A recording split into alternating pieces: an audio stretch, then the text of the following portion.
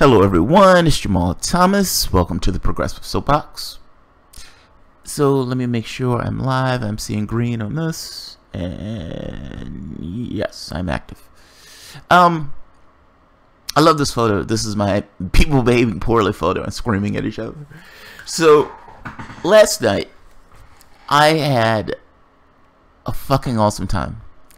Now, this harkens back to when I was young. I used to play chess constantly when I was young. And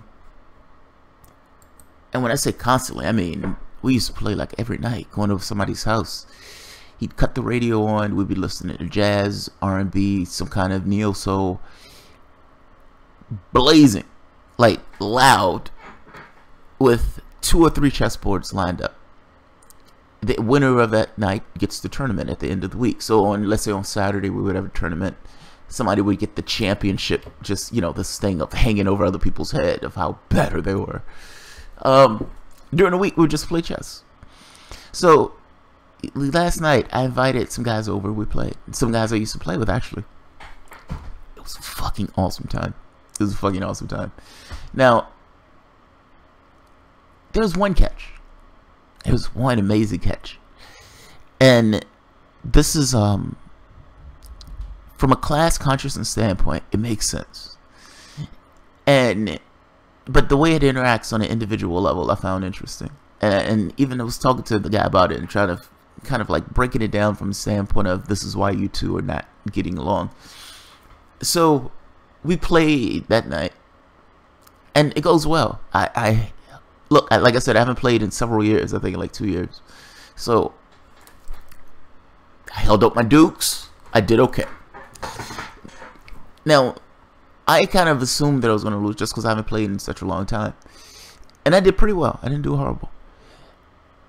But this goes from a position where I used to just be consistently dominant. If I lost the game, it was like, holy shit, he lost the game. So understand, like, that's a very big difference between what I was versus what I am. And I accept that. Now, the two who were playing, so there was this thing of I could beat you, and the other guy saying I could beat you. Now when we talk shit to one another, just comes with the territory, you know, like you joke the other guy, and this idea of trying to pick away at this guy's esteem in order to make him weaker so you could beat him faster or worse. So that's part of the game. When we used to play in the barbershop, same thing, you know, guy Big D's like, feel my muscles, call me Big Daddy, like it's shit like that. I remember Big D started doing push-ups in the middle of the barbershop, crowded barbershop. So we used to talk shit about each other all the time. Handle my lightweight. This guy's a lightweight. I used to play chess until I started playing Tony. I was like saying that I'm playing this guy had diminished me to such a degree that I have lost my game. It's part of the game. It's a fascinating part of, like, if you're playing in the barbershop or if you're playing in the park. Or if you just played among friends, you know, these guys are drinking beers and you guys are talking shit to one another. It is an amazing part of the game. Some people don't like it. You know, you can't take that to a tournament hall. You know, you can't even take that to a blitz hall. But it is an amazing part of the game that if you can harden your will, it's like being a Green Lantern. Harden your will, Howard Jordan. If you can harden your will, and you realize that this is just for fun, it is an amazing experience. If you can't do that, oh, you're going to have a bad day. You're going to have a bad day because these guys are going to eat you a lot.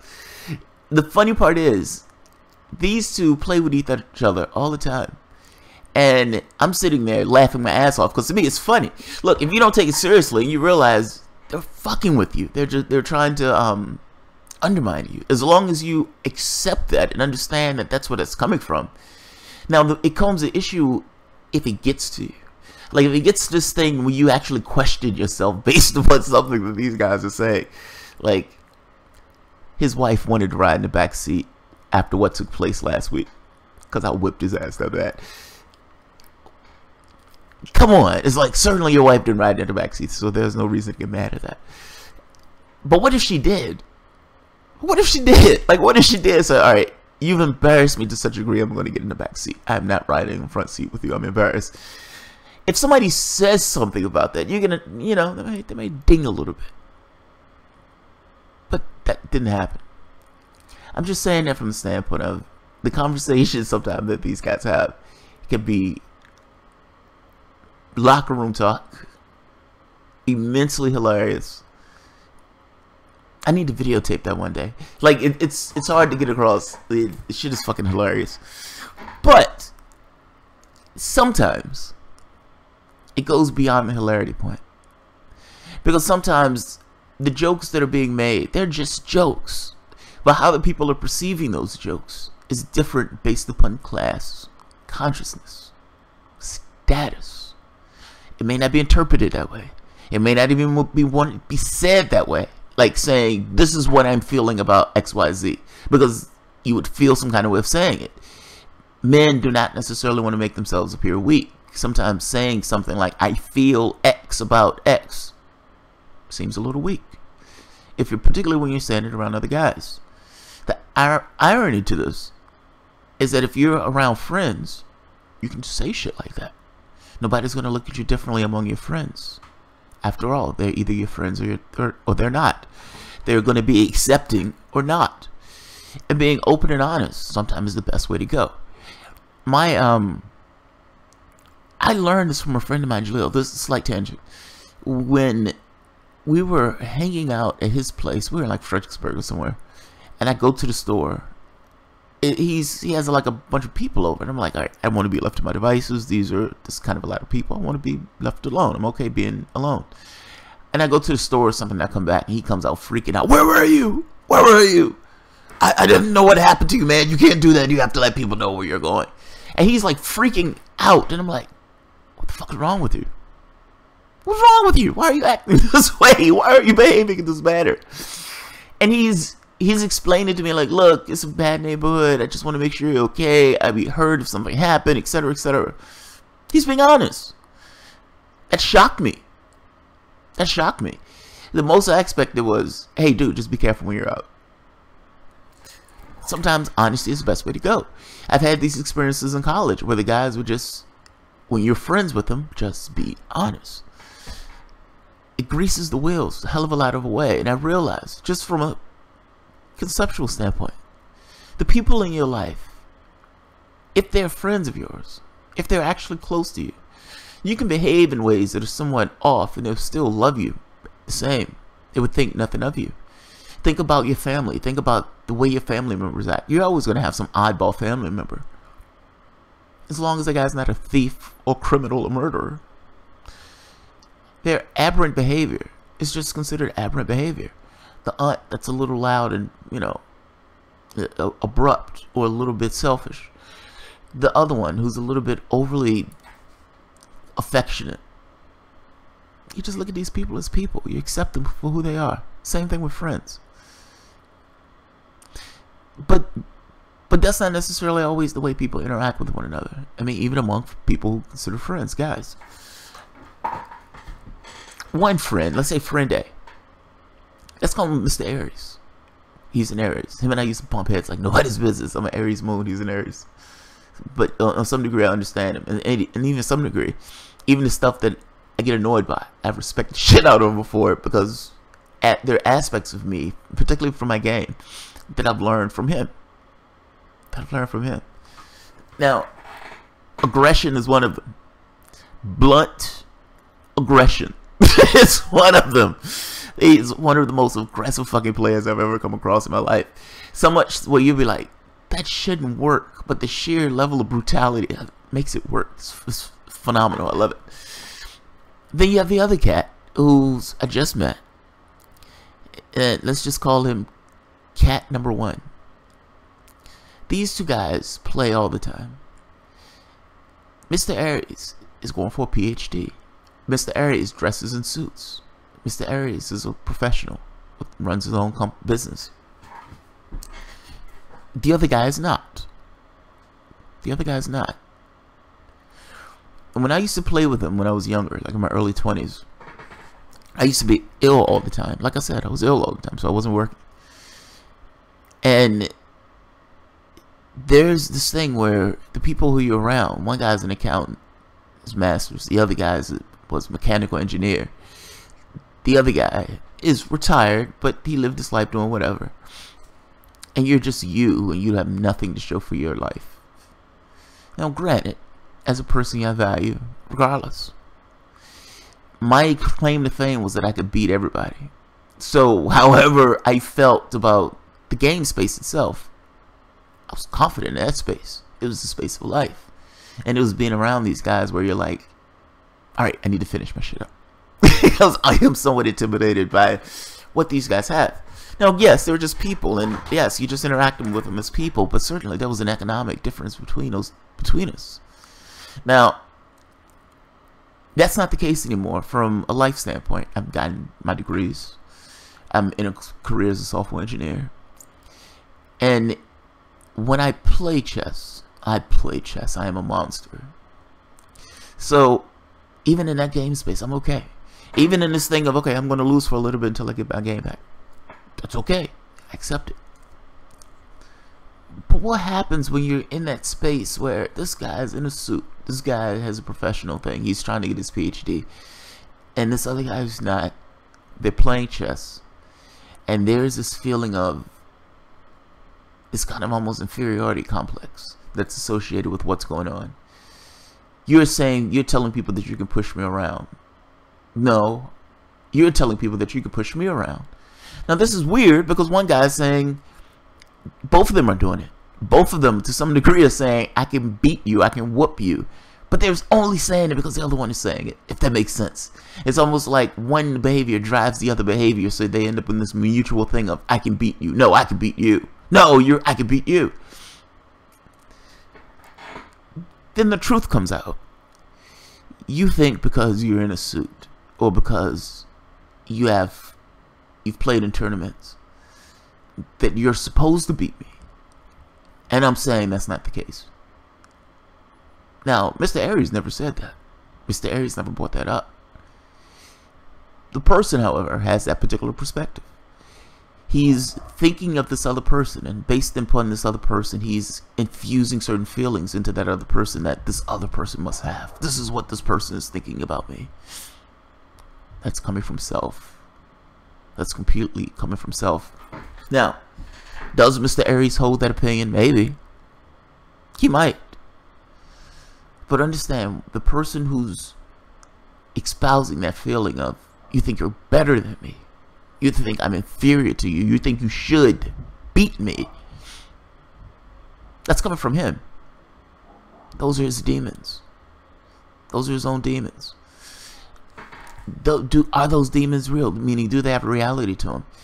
If he didn't care about that, those demons would not exist. That's coming from him. Now, it's maybe something in Mr. Aries that's given across that thing of, I should be able to beat you. I'm better than you. I've played in tournaments. I'm more of a formal player. I dress in suits. I'm better than you. But that's not what was said. And beyond that, Mr. Aries has even said himself at times, yeah, this guy was knocking my head in, but not now. I've got him back on my game. He's not beating me now. Giving room to this thought of, no, there was a time when you were beating me. And I acknowledge that there was a time that you were beating me. But I'm also acknowledging that this was not the time. It's a fascinating dynamic to see that play off. You're looking at this kind of idea of inequality. One person having this conception that the other person is better, and because that conception exists, that he in his head believes that the other person is better. So he's fighting this thing and being extraordinarily aggressive with that idea. Not necessarily that the idea exists in the real world, but with this image of the other, if that makes sense. It's almost like there's an internal conception of Aries, Mr. Aries, that he's fighting against. Does that conception exist in the real world? No, not so much. But he is fighting that battle. Look, it's a fascinating dynamic. Both the people are cool as hell. So it's and I've had my own head bumpings with Mr. Aries, but that's this thing of if there's a clear understanding that the person is better, it's easier. When there's this thing of, a rivalry because one person doesn't necessarily want to take on that idol of the other as being better, well, you have an issue. You have a rivalry. Now, in my case, I was just better. I was just better. When I was in regular chess, I was just better. In Blitz, not so much. Blitz, it took a while for me to get myself up to speed. And Mr. Aries was the person who I got myself up to speed with because he was just brutal in the way that he played. And I found that to be an awesome way of playing Blitz. It's like, if something's out there, attack it.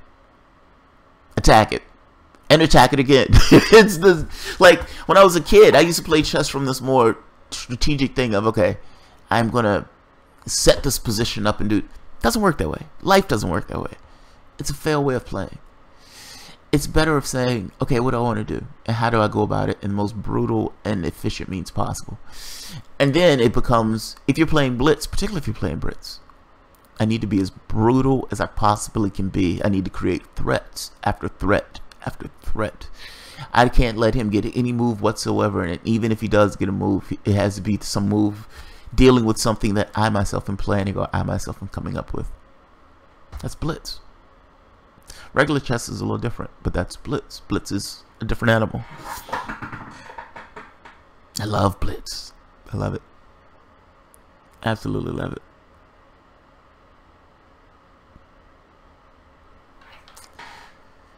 Laundry is real, calling my name, BBL. Hey Jamal. Hi Rob. What's up?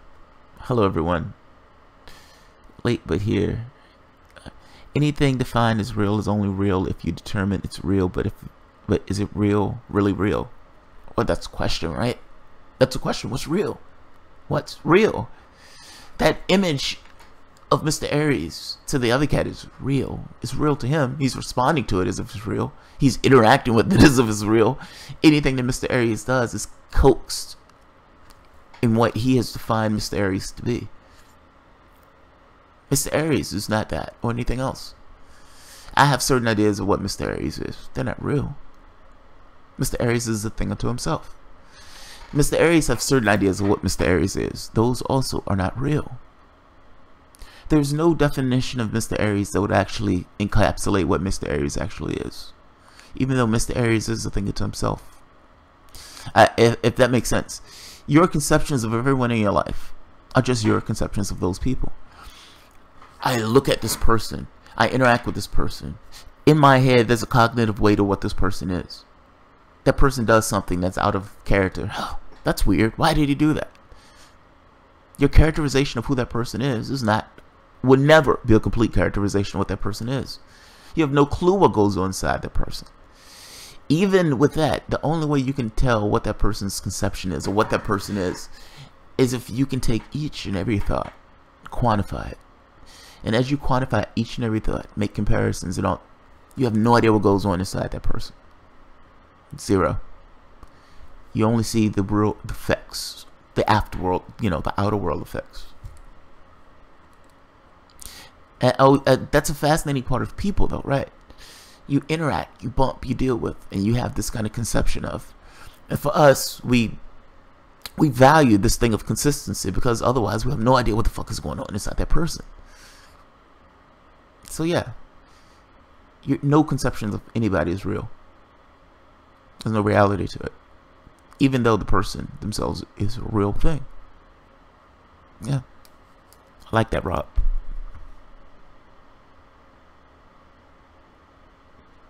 Troy O'Fallon. Jamal, I knew a guy that was poor as hell and he thought of himself as royalty and never defeated.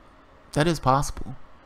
But that's a radical pull of yourself from society, if that makes sense.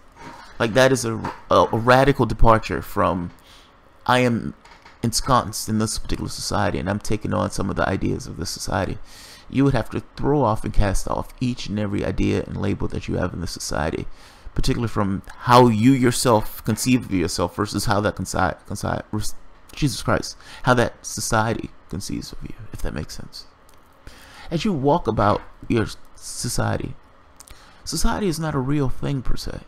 It's this perceptual bubble that we exist in. It's almost like a legal fiction, but ultimately it has a feel, it has a texture. You walk about it. People see you in a particular way based upon how you scale in the way that society construes status. It's not real. It's just how they perceive you. Person A, or the person I'm talking about, may conceive of himself in a particular way from society. Now, that's not completely his fault. Society is, and it does have that level of status that's built into the society itself. So it's almost like you are conceiving of yourself from the perspective of the other. Think about that. That's a wild thing. It's not just what I think of myself in this vacuum. It's what I think of myself is in some degree determined by how other people see me. Now, it's not exactly how other people see me. It's how I believe other people see me. I have a conception of the other. I have a conception of the society. My conception of the society is looking back at me. I find that fascinating. Come on, that's absolutely fascinating. Like how you perceive yourself, how other people perceive you, all of these things is on to some degree how you yourself perceive society. But you're investing you into that perception of society. It's almost like a feedback mechanism. I find it fascinating. This same thing happens when we vote, by the way. I'd vote for Jill Stein if I thought other people would vote for Jill Stein. You would have millions of people saying to themselves, I can't vote for a third party because nobody else is going to vote for a third party. Their conception of the other, looking back at them, and their evaluation of that conception of the other that looks back at them, even though they've constructed their entire conception of the other. I find that to be fascinating. Fascinated by that. Yeah, I find that to be fascinating. Alright guys, I'm not going to stay too long on this story because I have like 2 other stories that I want to do. But inequality, man, it drills into the human being. There is like a social friction just based on this idea of inequality. Like when we're talking about class, these guys are friends. Think about that. Like if that creates conflict to the degree where it's I am a person and you're not better than me and you think you're better than me, and the other guys, I don't think I'm better than you, I never thought I was better than you. That's not reality. But he fights against that reality that he himself has constructed. I find this to be amazing. That's all. I'm enamored by how people behave. Now, my wife hates this because I sometimes turn this to her family and she gets pissed off at that part. But I'm enamored by why people behave and act the way that they do. And I think there's something to be said for drilling into the individual to get a little bit more context. We will watch movies. There can be people in the movie who does really despicable things. But when you see them and why they're doing those things, you have a very different context. A very different perspective of the individual. Even though if you lived in that world that the movie character lived in, you would hate his guts. You would hate his guts. Or what's that movie? That film, Sense8. Sense8. We're going off the reservation, but it's a good topic. Sense8 has this character that was like into like the Russian mob or German mob or something like that, and he was connected to an Indian woman. Now the Indian woman was like a chemist, calm, methodical, compassionate, this kind of ultimately wanting to do the right thing and ultimately, you know, doing the right thing. He was not that way. He was not that contemplative. If he needed to do something, he just did something. Whether it was on his conscience or not, for the most part, it didn't necessarily bother him. He was part of the mob. He murdered a lot of people in pursuit to doing that. Now, this relationship between these two were fascinating because she was like, oh, if I do this, this is going to happen. I don't think I should do this, and blah, blah, blah, blah, blah. And there's this awesome scene where they let her go for like 2 minutes in her head, going back and forth about whether or not she should be in a relationship and if she should dump her husband, all this stuff. And he's like, I don't know what you just said. I don't care what you just said. All I know is I care about you.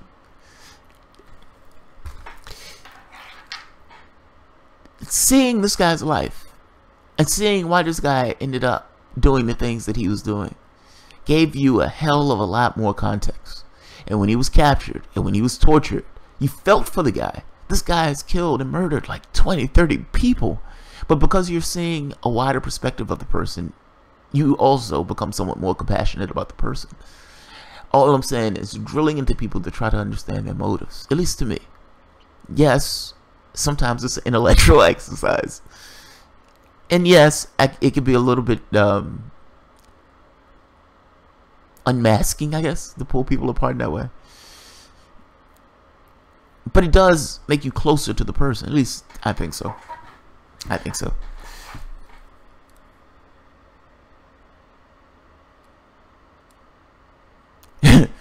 Dax Jacobson, you should just start your next video so we don't stay till 3 a.m.